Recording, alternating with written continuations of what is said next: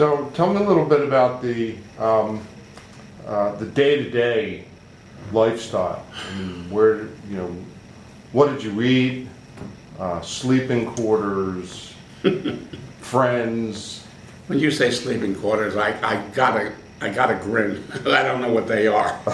I mean, you slept where you could and not too often. We slept in foxholes. We never pitched a tent. We were on the move. We were covering a lot of territory.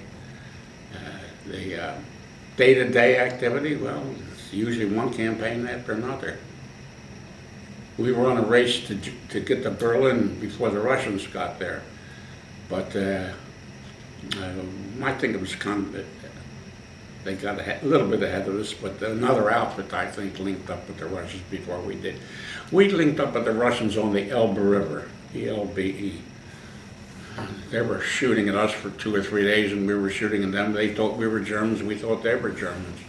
Until we heard some Russian. I speak a little Russian, and I yelled across the river or something, and they yelled back, and we ran out in the middle of the river with our clothes on and embraced and shared a bottle of vodka with them. Oh, that's great. So going back to your day-to-day life a little bit, were you walking? Were you taking trucks? Were you in jeeps, or did you walk across Europe? Most of the time we walked, but there were times when we'd climb aboard a tank, not the whole outfit, naturally.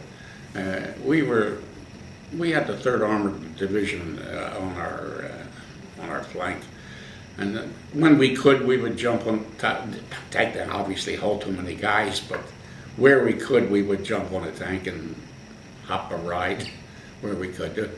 There was very little mechanized movement with us. We were foot sloggers mostly. And so sleeping in foxholes. Let me get back to that. Sure. Did you have blankets at least? Did you have fire? I mean. No, none of that. None of the guys. And it was cold. Yes, some of those foxholes had water in it, and one of our common ailments among our troops was trench foot, which of course is like frozen toes. And they were given a Purple Heart for that. So the guys could just about walk. So I assume you were involved with treating guys with trench foot? Yeah. So what do you do for a guy? We couldn't do much but wrap them if necessary, give them some painkillers, and get them evacuated. I mean, it depends upon the degree. But we had to call for litter bearers quite often. Our job was to minister first aid as soon as they were hit, and then someone else's job was to get them. So it sounds like you were involved with a lot of tourniquets maybe, and oh yes, painkillers. Right. You see in the movies all the time the guys taking out the morphine and stabbing it into an arm. Is that Yes. pretty much what you did? Pretty much. I administered a lot of morphine. We always took the little spatulas that they came in and clipped them to the uniform, so when they got back to the regimental hospital, they would know that they already gotten a shot of morphine and they shouldn't administer too much more. And we carried a supply of sulfadiazine pills, which prevented infection, and they were required to. They all carried those pills on their belts. There were eight of them, and they're supposed to drink the whole canteen of water, which holds a quart, so it doesn't crystallize in the intestines. So we didn't carry too much in the drug department, but mostly with tourniquets and bandages, and that's about it. And it sounds like you saw a lot of guys get hit. Yes, quite a few. So, can you tell me about any particular friendships you made, or any of the guys? Do you still see any of the guys? Well, most of them are gone, obviously. No, we don't see anymore. There were a couple of them that lived locally, but they were from all over the country. Were there any reunions that you went to for? Yes, there were two. Actually, our division, since the war ended, had a reunion or a convention different places in the United States. I attended 2 of them. One was in Seattle, and one was outside of Washington in the state of Virginia. But they had one every year, and some people found the time to go to all of them, but I was too involved with other things.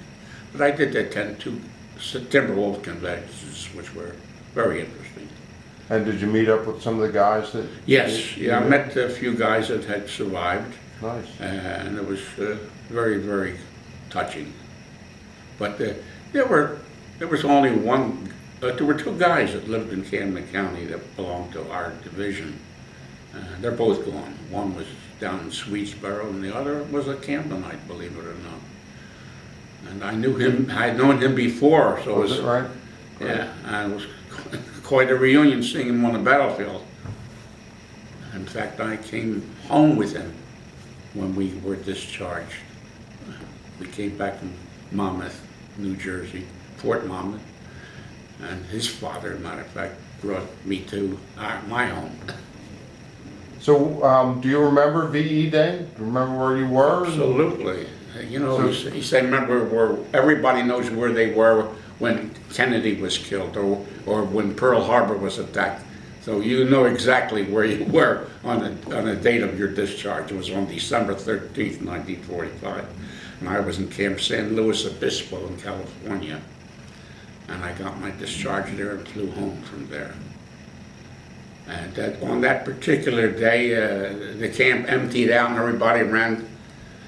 We were about 200 miles from Los Angeles, and it seems everybody ran there. When on VE Day, I was in Hollywood, kissing every gal who would let me.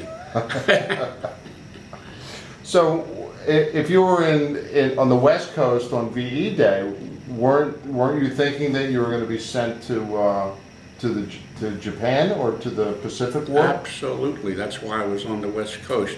When we came back from Germany, we were prepared to make a beachhead, in the invasion of Tokyo. And we were out there to do practice beachhead landings. And the war ended, bombs dropped in, what was it, August? Or? I think it was in April, but I'm not sure, of 45. I'm not sure. That escapes me, but that's why we went out to the coast. We were going to practice beachhead landings. And so the war ended while we were on a troop train on the way across the country. We saw people excited holding up newspapers at us. And So this is we didn't know VJ what Day. happened. This is VJ Day, yes. And then when we found out, the day before we arrived at Camp San Luis Obispo, that the Japanese had been attacked. So we got there just in time for the celebration. Great. And they, thank God, canceled our beachhead landing practice. We stayed out there till December 13th. That's where we discharged.